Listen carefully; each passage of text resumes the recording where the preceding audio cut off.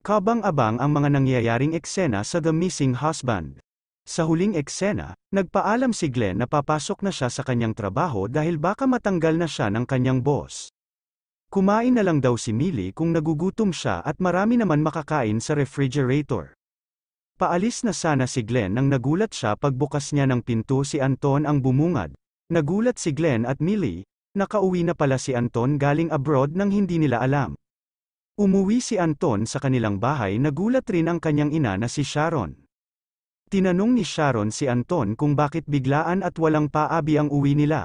Sinabi naman ni Anton na umuwi sila dahil magpapakasal na sila ni Millie, na siya naman kinontra ni Leila na nagpapakatanga at ibibigay ang lahat ni Anton para kay Millie.